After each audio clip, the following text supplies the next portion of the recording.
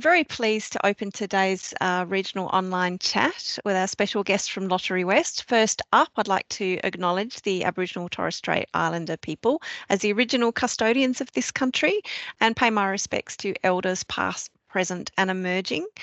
I am usually working from the Binjarab Noongar lands down in Manjugorda or Mandurah, meeting place of the heart. Love that word. And we are now, I'm on Boorloo today up in Perth. So, and I know we're joining from right across the country in many different places.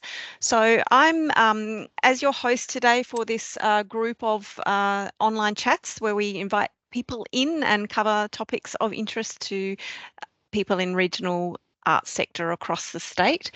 So we're really pleased today to have Melanie Bainbridge from Lotterywest here. Melanie is the Senior Manager of Knowledge and Insights at Lotterywest, and she's been delivering workshops on the Community Impact Hub for quite a while. So she's a top gun at it now. And I'm just going to, first of all, do a little bit of homework, and then I'm going to throw across to Mel. So most of us are aware of this etiquette at the present, but just keep your mics off unless you would like to speak. If you've got a question as we're going through, feel free, we're a small group, so do feel free to raise your hand and ask the question, or if you would prefer, send it through the chat function up on the top of the screen and we can ask that question for you. If we start to get a little bit off track and we'll obstructing Melanie's flow, we'll keep the session going and come back to questions at the end. There will be time to ask and answer questions. So as we're a small group, let's just pop around the room and just let Mel know who's here. So Jane, do you want to start with yourself and where you are based and which organisation? Yes, hi, my name's Jane Mulco. I am on Wajari country, Kepakul, Esperance. I work for Esperance Community Arts, but also for Esperance Dalyaruk Native Title Aboriginal Corporation. So I'm kind of here in both roles. And some of my colleagues here at Dalyaruk may also join as we go. Thank you. Clancy. Oh, your mic, Clancy. Yep, I'm Clancy McDowell. I'm from the Kimberley Arts Network. We're based in Broome, Rivibi on Yarru country. And yeah, so I'm here to find out more about the Community Impact Hub. Thank you. Sarah, I'm not sure if I'm getting that pronunciation right. Sarah Spencer, can you come on and introduce yourself and help me with your pronunciation? Hi, it's Sarah. It's nothing. Sarah, is it? Okay, great. Yes, and this is Abby as well, Denmark Arts New Director. So we're from Denmark. Oh, Denmark. Oh, okay. Hi. Yeah. So Denmark Arts Council, was it? It cut out a little bit there. Oh, I think you're frozen, Sarah and Abby. Oh no. Oh. I'm just going to leave you there. I'm pretty sure we've got Denmark Arts Council there, and move on to Nigel. Hello, I think I've got the camera and the mic on. I'm Nigel Bird, currently working for the Goldfields Esperance Development Commission, and we do a little bit of work with our arts organisations across the biggest region in WA, and a big hello to Jane. All right. Those have just joined you. Yes, we can't see you, Nigel, but that's okay. We could hear you. And I think that's it. There was someone else that came on, but they've popped off. So we'll just keep going with the people we've got here. But can I just have a quick show of hands? Who here has made an application to Lotterywest in the past? Has anyone been involved with the process? Yes, and I think up in Esperance, well, okay. And has anyone got a project they're considering right now that they're, considering? Yep, for a few nods. Okay, that'll be helpful. Okay, I'm going to throw over to Melanie now so we can all learn a little bit more about the Community Impact Hub. Thanks, Melanie. Take it away. Thanks so much for having me, team. It's really lovely to meet you all. I'm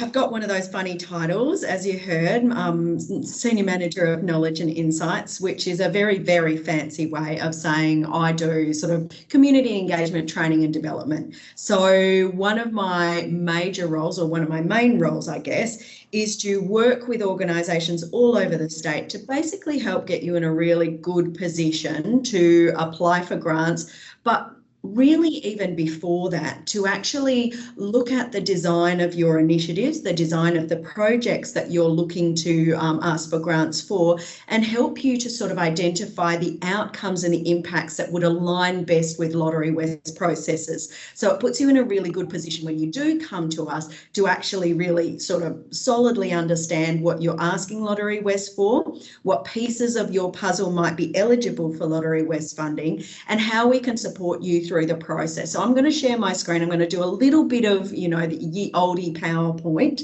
but then I'm going to jump into a bit of a, I guess, a more dynamic demo of the hub itself so that you can have a look and see how that relates to our grant making process. So I'm going to try and demystify our grant making process as a whole, but then what the Community Impact Hub and the Impact Planner tools can actually do to get you in a really good spot to create that perfect grant application. And what I will say before I jump on to is this applies, I guess, very much more broadly than Lotterywest. So the Impact Hub and the Community Impact Planner tools were actually designed as a little bit of a lift all boats kind of deal.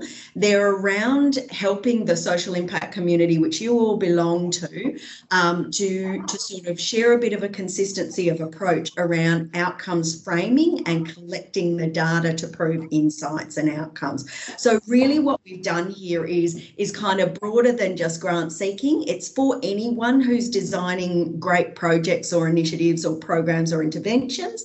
And it actually spans any kind of project or intervention, from arts to community development to health to social services. So it really sort of does cross a lot of different spaces. And I know that some of you probably wear a few different hats. So this might be something that you can use for other things or even for other grant applications. And the other thing I'd say is that the grant making space in Western Australia in general is actually starting to move quite solidly towards outcomes-based grant making. And so that's a bit of a shift in thinking both for grant makers and for grant seekers. So I'll sort of talk a little bit around how that's evolving and where it's going, because while that's been kind of seen as best practice overseas for quite some time now, of course, you know, being in Australia and being in Western Australia, that sometimes it takes us a little bit of time to catch up with international best practice. So that's what we're hoping to sort of get towards, and we're hoping to support you guys to do as well. So hopefully I will be successful in sharing my screen with you. Here it comes. Can you see a blue screen that says the Community Impact Hub? Yes. Are we winning? Yay, we're winning. All right. Well, I really do appreciate you having me along today, and I love doing this stuff. So I'm going to leave a bit of time at the end so that you can quiz me. But if something comes up as we go through, yeah, don't hesitate to chuck your hand up and go, hey, I didn't understand that, or could you expand on that a little bit? So a little bit about my background. Where have I come from?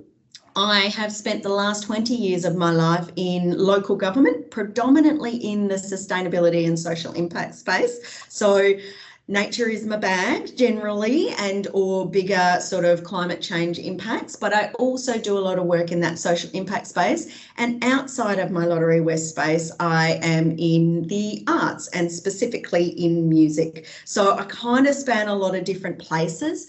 I've also done a lot of work, I guess, with not-for-profit organisations in working on advocacy strategies and strategic planning as well. So I kind of, yeah, I've crossed a bit of traversed a bit of the space that you guys play in, hopefully. So what I want to do now is introduce you to this guy. Has anyone seen this guy before? If you've applied for Lotterywest grants, is that familiar? Yeah, cool. So this came into effect in late 2018. So it's called our Community Investment Framework. Since then, it's kind of guided our grant making focus.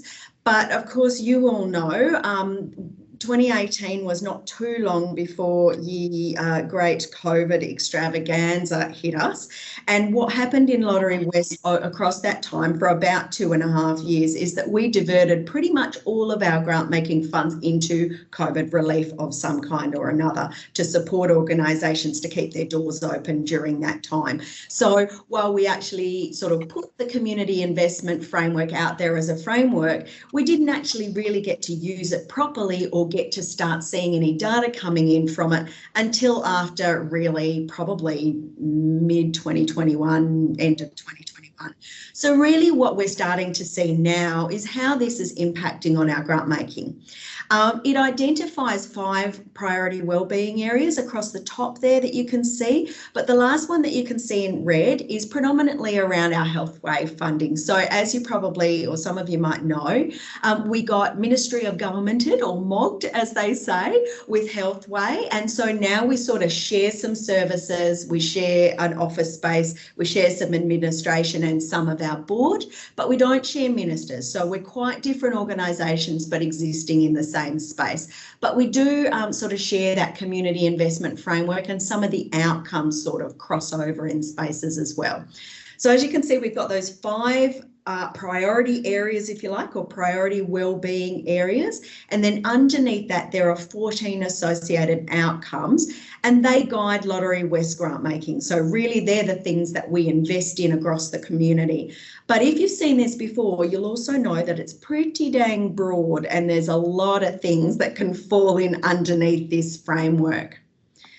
Alrighty, so the development, I guess, of the community investment framework did acknowledge that sort of that grant making internationally and nationally was beginning to change, and that the development of our grant making needed to change with it, and that we needed to be able to properly demonstrate the impact of our investment as a very large grant maker in Western Australia.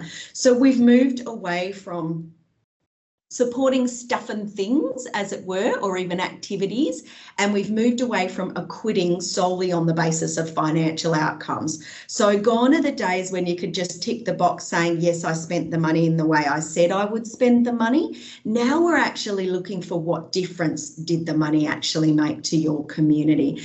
And I know that as arts organisations, you've probably actually been looking at this stuff for quite some time. It won't be new to you, but potentially some of the conversations around models might be. So hopefully I'll help to demystify some of those today.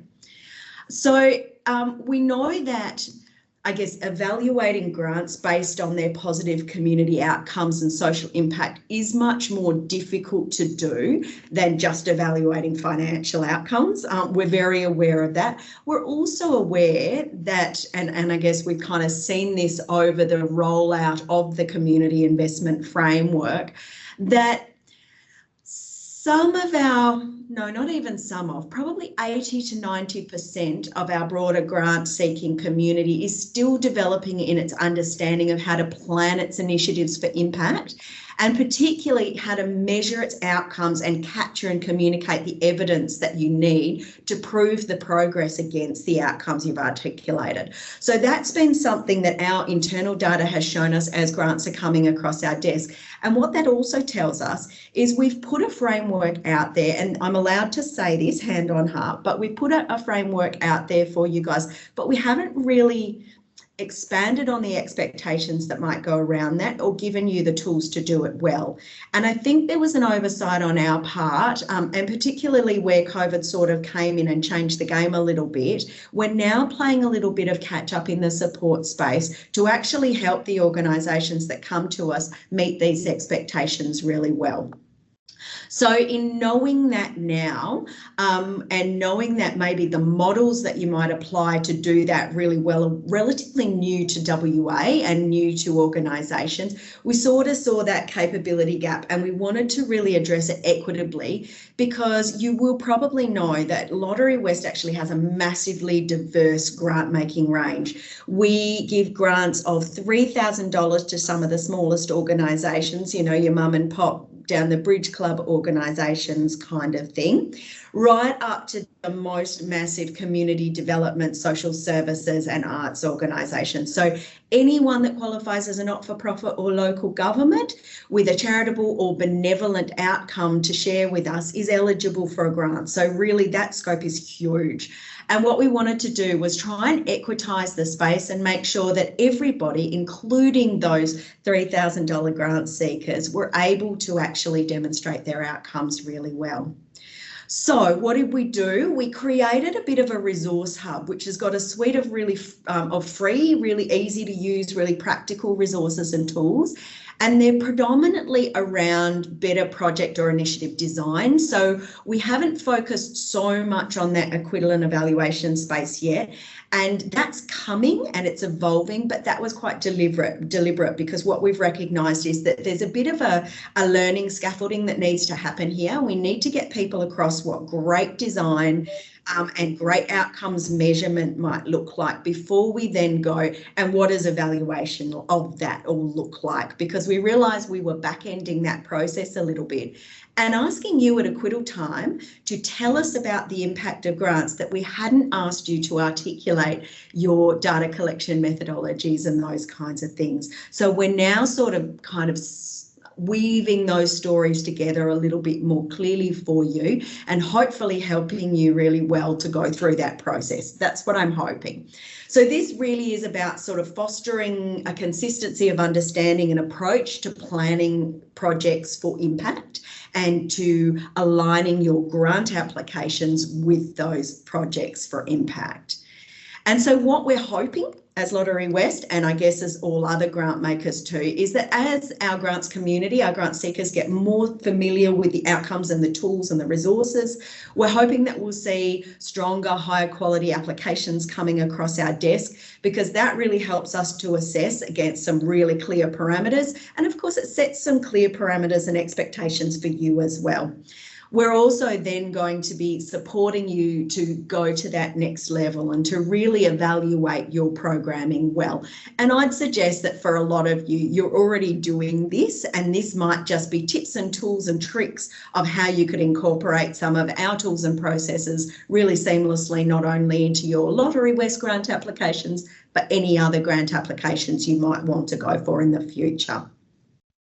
So what I'm going to do now, talking about the tools and the resources that we've created, is I'm going to jump into this little tool, but I'll give you a little quick sort of, I guess, overview of what it's designed to do. So the Community Impact Hub is designed to help you do 3 things specifically. One of them is identify the areas of need in your community and be able to back that with data. So we have a bit of a data hub in there.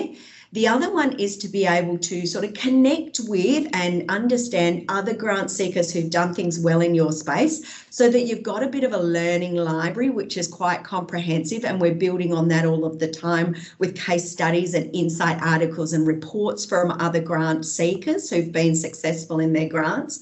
And the third space within the Community Impact Hub is effectively a tool for planning great initiatives and for designing great grant applications. So that's what lives in there. And you can see across the top there, the Understand Your Community, the Learn from Others, and the Plan Your Project tabs. Nice and simple. And that's sort of data, learning and development, planning and project management. So nice and simple in there. So what I'm going to do is I'm going to do you a little bit of I'm going to jump out of here and try and jump into the Community Impact Hub and give you a bit of a live demo of the things that exist in there. So bear with me while I tech. We are stopping sharing and hopefully we will be able to, says Mel, window. Will I be able to do that?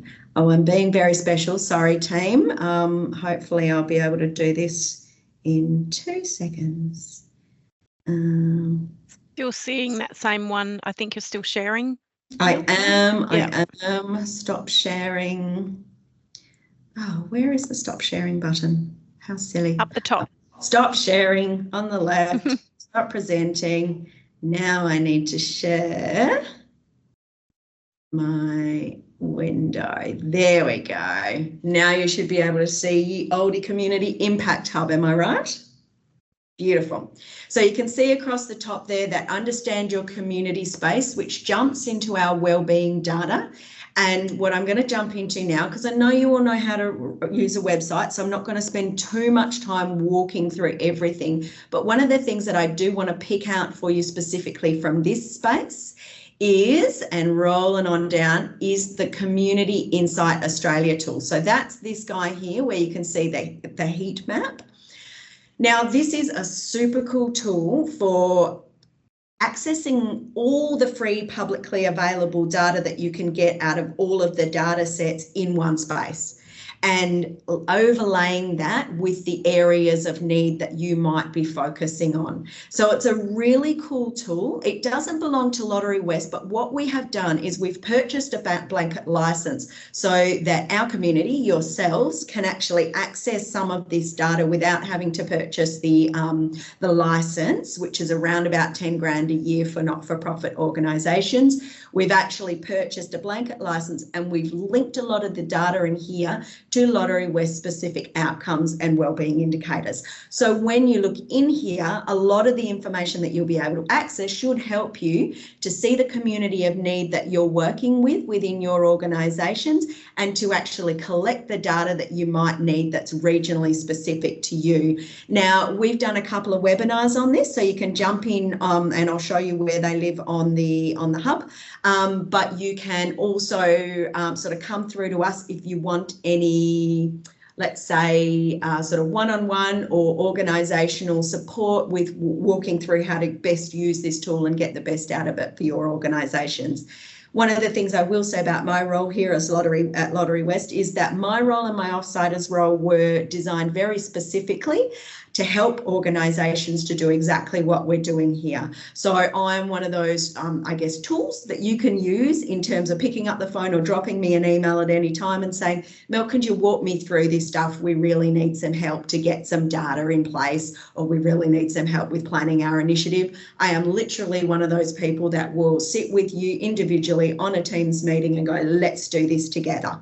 So don't be afraid to do that. That's a big offer that we make here now, and it's probably something that is unusual for grant makers, and so people haven't gotten used to the idea that they can just pick up the phone and talk to me and I'll make some time with you, but we absolutely can and will.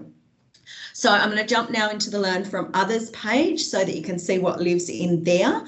We've got case studies, and case studies are really cool because they're post-acquittal and they're about looking back on the impacts that really successful grants have made on their communities. And there's lots of great arts-inspired ones in there. You can filter those case studies as well by a range of different things. So I'm just scrolling there. You can see you can filter them by the wellbeing category. So that's our priority areas.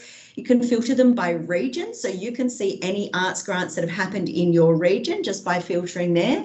You can filter by target priority group. So if you want to see particular groups and communities that the impacts have been felt on, that's where you would go there. And you can also go in there and filter by quite a lot of sort of, I guess, let's call it more granular types of focus areas. So you can have a look there at all different kinds of focus areas that you might filter by. You could do cultural stories, you could do events, you could do arts, that kind of thing. And then the other things that live in here are a grant library. Our grant library goes back to 2018 when we put the community investment framework in place, which means that you can see other people in your region that have actually got different kinds of grants. And again, they're filterable by the same things. So if you're looking at arts grants and you're going, well, really the smartest thing for me to look at is connected cultural experiences, you could jump in there and just toggle and have a look at who else has got arts grants in your region. The other thing that's in the Learn from Others page, which is notable, is an Insights Articles page. Now we're sort of going with a bit of a scaffolded learning approach, which means we are starting from 101 here, and we're designing some insight articles in there to help you get your head around the basics of outcomes-based grant making, of impact, social impact and how we measure it, of data collection, of survey writing, those kinds of things. So we're sort of really digging into the how would we expect to see your evidence of your great outcomes communicated to us? And what do we need to give you to support you to do that really well? And then the last thing on the bottom here, and I would say if you'd like to be kept in the loop about learning opportunities, hit the subscribe button and then you'll get our monthly newsletter, which just has 4 little articles. It sort of raises one amazing sort of grant that we've had through, an insight article that might be of value to you, and any learning opportunities we've got coming up. So that'll be webinars, it'll be events if we've got events coming up. So make sure you subscribe to that one and we'll send you it's a really quick little email. It only comes out once a month and I promise we never spam you. And so reports is exactly what you think it might be. It's actually project and program evaluations or final reports that our grant seekers send through to us. So they might do that at acquittal time if they've been required to have an evaluation. But quite often, a lot of our grant seekers actually are writing reports for their internal use anyway. So they share it with us. And if we have permission to, we'll share it to promote your amazing work on the Hub. But the thing I really want to talk to you about today, and my baby that I love more than life itself, no, I'm kidding, is the Community Impact Planner. So the Community Impact Planner is that tool space that I was telling you about. So this tool has been designed as a really, really simple walk-through process to help you to get your head around how to design and develop a really good initiative from idea. Right from idea. So there are quite a few little explainer videos in here. I'm not going to run them for you today, but I would say easiest thing to do is to jump in. There are 4 little explainers. They're all about sort of 1.5 to 2.5 minutes long, and they walk you through each section of the tool. It's been designed for use on a laptop or a desktop. So make sure that you're using it on a relatively large space, and that's because it has a fair few moving parts, and trying to use it on a phone or even an iPad can be really difficult. But I'm going to jump into, I'll scroll down a little bit and tell you a little bit about the 3 easy steps that it goes through, and some of you will be familiar with these processes, I'd imagine. The first one is a theory of change. And so that's about sort of getting really familiar with your vision and understanding the change that you want your initiative to make. Now, while some of you might be familiar with this kind of theory of change and logic model at an academic level, what Lotterywest has done is simplified it really, really greatly. So while bless them, academics and consultants will make theories of change and logic models and evaluation plans quite complex, and they can be quite big. We've sort of created this so it can be DIY-able by absolutely anyone. So we've simplified what has been made into a very, very complex and sometimes inaccessible process. Very simple, something you can do yourself, or with my help, something you can walk through and build on your planning with. So each of these sections has that little tutorial. You can jump in and watch them at any time.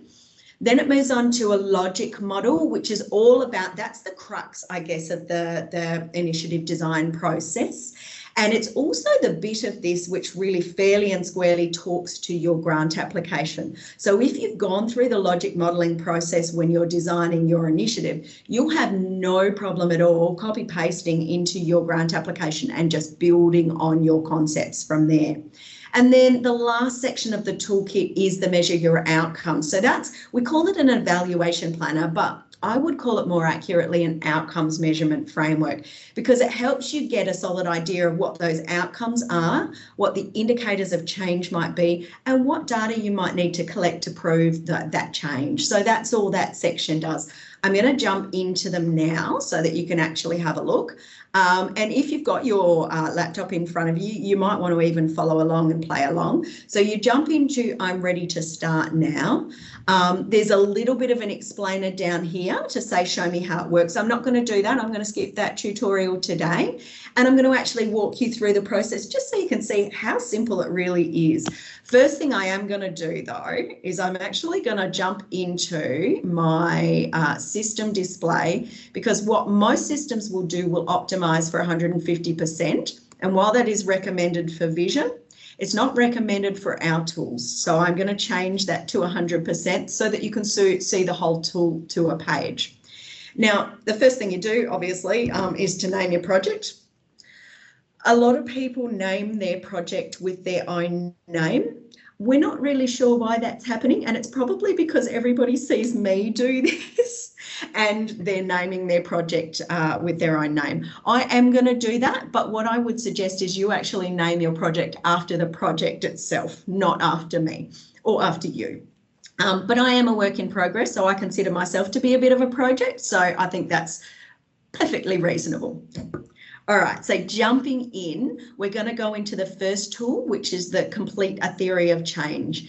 Now, this section gives you a little bit of an overview, and again, it will take you to that lovely little explainer video, which is really nice and simple. But the basics of this are you're talking about your problem, the outcome you want to achieve, and very, very briefly, what you might do to achieve that outcome. So really, really simplifying what has in many cases been made a very, very big process. And I'll show you now exactly how simple we've made this. It is now a 3-line deal. So nice and simple.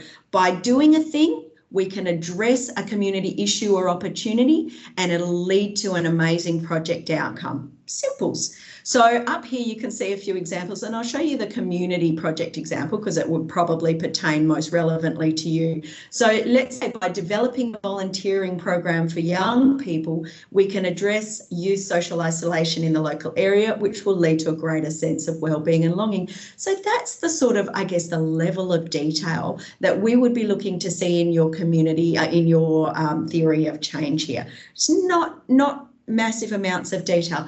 And here's a tip for you. In your actual application process, the first question you are asked is give us a 50-word summary of your project. So you can literally lift your amazing theory of change and copy paste it into your application. Bonus. Then jumping on and out of this tool, which I haven't filled out today, so and I'll show you why that's an issue later on. We jump into your logic model. So again, as I mentioned, the logic model is the crux of your application and the crux of your project design. So jumping into the logic model, you can see it's all laid out in nice little boxes. We do love a nice little box, don't we?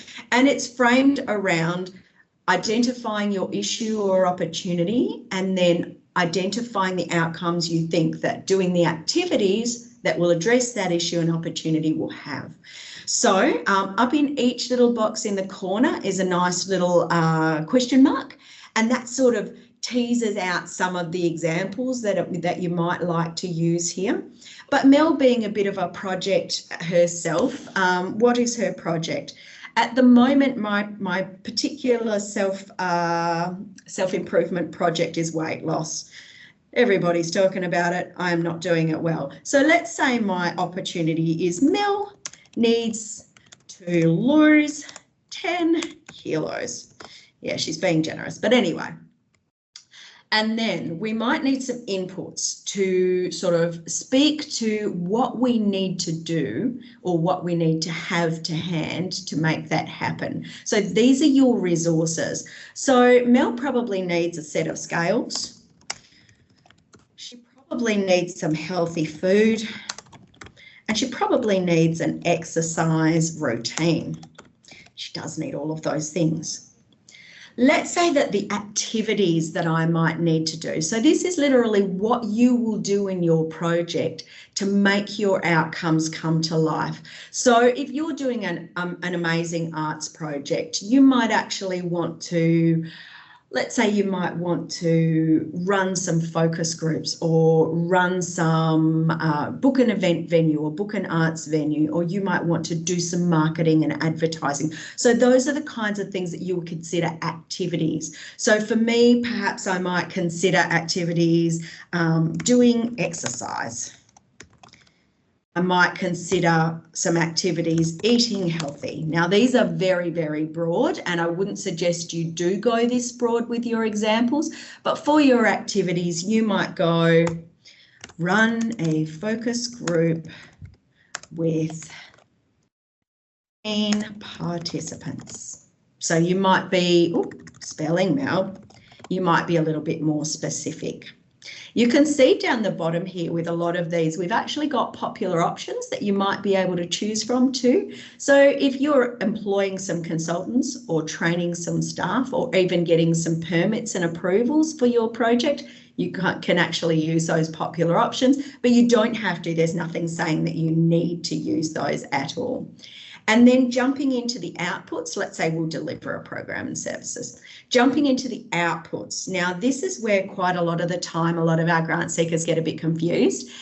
Outputs and outcomes are very, very different things, but sometimes people conflate them a little bit. So what I'm going to do is jump in and talk about the difference between outputs and outcomes. So outputs are usually I guess the count of things that you've done. So the things that you've done are, they might be, you've had an event and 50 people came to it.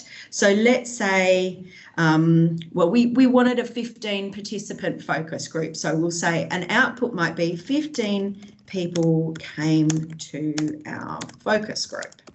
Excellent. That's what the output we're hoping we will have were. But 15 people coming to your focus group doesn't tell you anything about what they learned. It doesn't tell you anything about what they felt. So that's where the difference between an output and an outcome might come in. You might be looking at a number of people accessing something or a number of meetings or programs that you've delivered, but that tells you only numbers, and it's great data. You need that data for your application and to prove that you've done what you said you would do, but it doesn't tell us what actually came of that process. So the next thing that you might look to do is your outcomes, but I'm going to give you a hot tip here. I always go to impacts first here. And the reason is in the popular outcomes for both impacts and outcomes, we have linked these directly to your Lotterywest grants. So to the Lotterywest priority areas, your impacts are linked. So if you are doing an arts grant, you might look to a WA which has connected cultural experiences. Now, there are some key outcomes that sit underneath connected cultural experiences in our priority list. So when you jump back into outcomes, you would look for those key outcomes.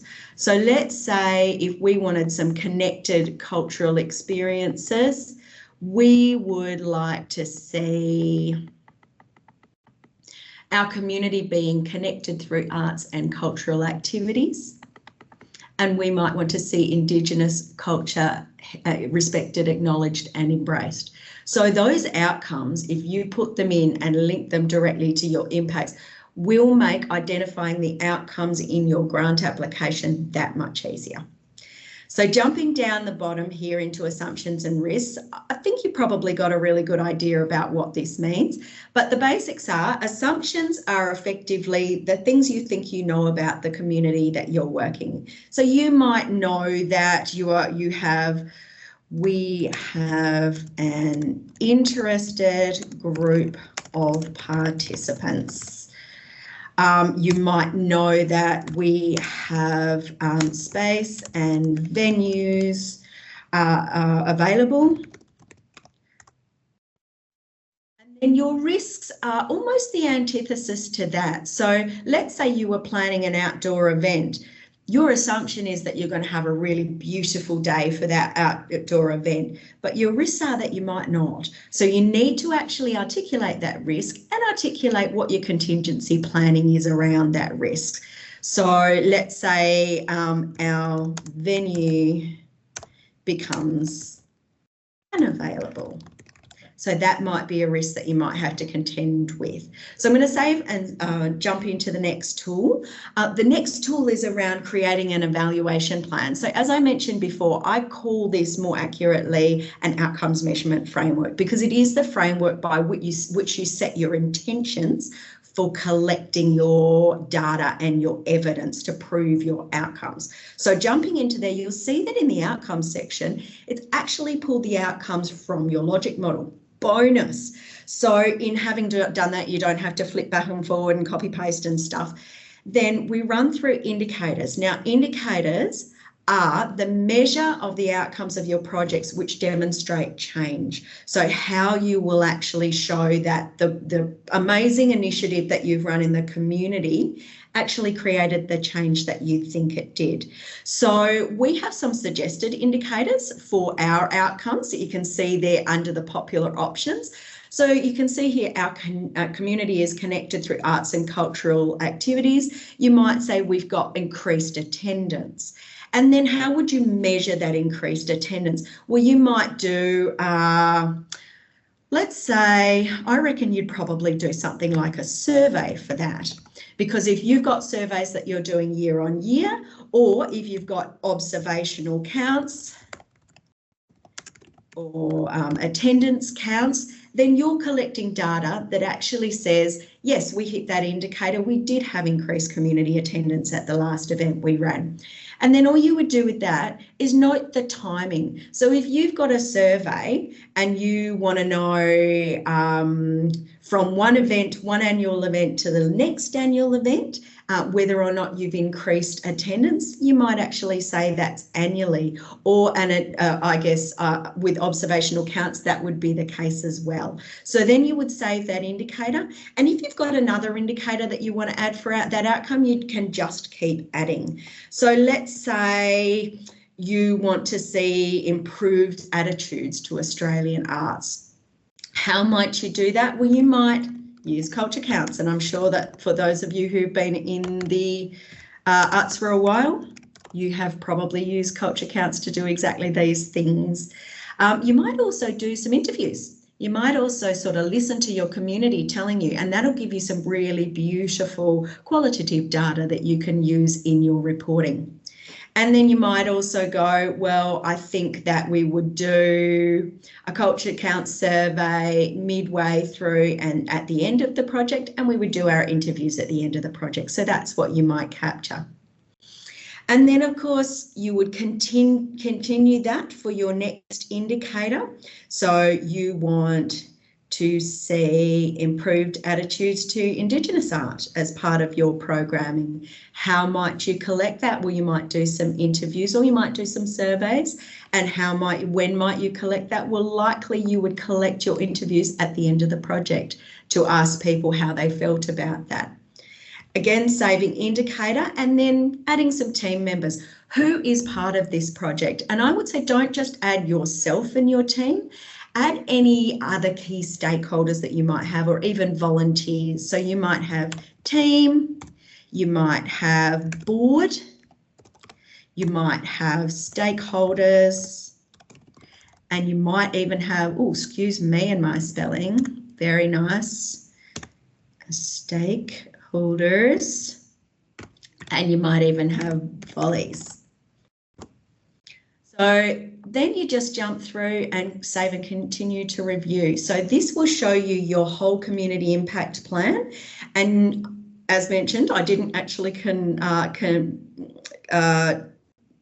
the theory of change for you, so you can't see any data in that. But you can see how it looks for your logic model, and you can see how it looks for your evaluation planner. And what we say about this is proportionality is really important. If you're coming to us for a $3,000 grant and you want something very simple, we're not expecting a massive amount of detail here. You might want to address one issue. Your inputs might be quite simple. You might have, an outcome and an impact that you're connected to, and you might only collect a couple of testimonials. That's actually fine at that level. You really don't have to collect massive amounts of data. But if you're coming to us for $500,000 upwards, then there's a really different expectation around how we would collect data for that and what kind of evidence you would need to prove at acquittal time that you've done a magic job of the work that you're doing. And again, as an offer from me, I actually work people through this process at whatever level you're planning. So if you have some stuff on the go that you're going, really would love to sit with you and work through this and work through the application process, I'm here for that. So I'm going to stop sharing my screen now, and I'm going to jump back into the chat, because what I'd love to do is open up to you for any thoughts or questions. Quiz me. And the other thing I will say is we do have examples of, we have a lovely impact guide on the Community Impact Hub, which points you to proportionality conversations around the level of detail we might require for data collection and proving outcomes and impact. We do have what we call the progress rubric, which gives you some indication of how Lotterywest assesses against that kind of different level of outcomes and impact.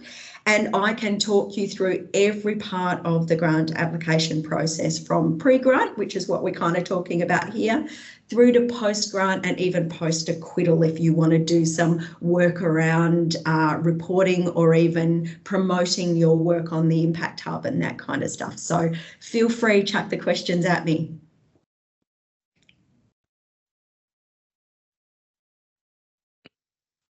I think Jane might have something. Yeah. Hi, Jane. Well, actually, I just wanted to say thank you very much for this, which is so exciting to have access to all of this. My pleasure. We've been talking as we've listened to, you know, how we can apply this in a whole range of ways. Right. So it's brilliant. Thank you. Oh, that is my pleasure, and an absolutely real offer. I am available to help with whatever projects. We have worked with organisations who are not even going for Lotterywest grants, but have an amazing project that they want to get off the ground. We just want to see the social impact community doing the best it can possibly do, and anything we can do to help with that, we love it. I love it. Can you tell? Yes, and that's brilliant. Brilliant. So my colleagues Janelle Reynolds and Candy Smith are here as well, also both connected with Esperance Community Arts as well as Dalia. Fantastic. Thank you so much for coming, and it's really lovely to meet you. Thank you. Clancy, did you have a question? Yeah. Well, not really. I mean, I actually wanted to say the same thing, and I kind of wish I'd known about this before, because I have actually made an application to Lotterywest, which we haven't got a response on, and I almost feel like saying, stop, can I just go back and run it through this model first? Because look, you absolutely want to. Kind of like, yeah, I wish I'd had it. Oh, yeah, and look, we're trying as much as we can to reach everyone, but we know we're sort of slow to get to everybody, so apologies for that, but you absolutely can. And the other thing that you can do is, you know, even when you get your response, and hopefully it's in the positive, I don't know who you're talking to at the moment, but I'm happy to have a chat to them internally, is you can do it post approval. So if you are like, you know what, I'd really love to get ahead of the implementation and the acquittal, I'm more than happy to do that with you post approval as well. So we're working through this process at any time and space in the grant process, and we are doing a fair bit, you're going to laugh at me, but we are doing a fair bit of retrofitting this, because when people are coming to their acquittal, because a lot of people were not aware of the hub or the tools when they put their applications in, or, you know, acquittal from grant approval to grant acquittal can be 18 months to years. And we're now working with them at acquittal process to actually almost retrofit so that we can demonstrate really good outcomes from grants who potentially haven't actually gone through this process and maybe haven't been that great at collecting their data or proving their evidence. Yeah. I think if it does come off, I would love to be able to re-look at how we can manage the whole process through this lens. Perfect. And I work with teams too, so what we quite often do is it's a great tool for solidifying everybody's understanding around your outcomes and getting your team sort of coalesced around the idea that you're really driving towards. So that can be really fun, as well as almost as a team building exercise around your projects. Melanie, are you, I mean, Clancy's done an application recently, but I'm just wondering from others' perspective, the process that you've outlined here today is a fantastic planning tool. How does it integrate with the application process? Oh, it's like you've read my mind. So we have now based out, so you know that we've got a new grant management system. Everyone's aware that that's happened, sort of, I think July of last year it started to come into effect. So our new grant management system is directly aligned with the logic model in the Impact Hub. So effectively, if you've done that process of really teasing out your amazing outcomes and stuff, a lot of it's copy pastable into the sections in the Impact Hub. And I guess the level of detail is the only sort of differentiator. So what we would sort of say is in your application, you want to flesh out what you'd put in the Impact Planner tool a little bit. So you might want to give us some additional data or some testimonials, or, you know, flesh out your community engagement process or your comms processes, those kinds of things, because we don't sort of capture those in any level of detail in the tool. However, what we are doing now, and one of the, and I might send it through to you to distribute if you like, Sure. Fantastic. The impact guide that we've got that walks people through the process actually has those proportionality and sort of, I guess, progress rubrics in them that you can have a look at. But it also has some really good detail around exactly how those two things talk to each other and what you might like to use the Impact Planner for. It's also requesting the Impact Planner as part of your supporting material. So if you've gone through it, you've already got some of your supporting material there, because it helps our assessors. It's just a really good flow. And a lot of people, as you know, when you've got open-ended questions in grants, go to town on the detail, but actually forget to give us the juice. And this is about getting the juice up front and making sure that you're really clear on those outcomes, those impacts, and exactly what you're going to do to get there. Thank you. Welcome. And yeah, Mel. honest and truth, please do come through to me and anything that you need. Yes, Nigel. I was just going to jump in. Having been through the social impact process or grad certificate a long time ago in the past, I'm just kind of wondering with evaluation data and in particular platforms, there's probably one that we all know, but I wonder if there's any others that you've seen through your research that are particularly handy or good. I think some of the approaches sometimes with a tablet or can be a little bit awkward and clunky, and I'm just wondering if there's anything that you've seen that is a little bit more of an easier and sometimes more kind of honest process. Are you thinking for sort of capturing data in the field and that kind of stuff? Like yeah, there are a couple. What I might do is I'll send them through so that you can have a look at what we've been sort of looking at the moment.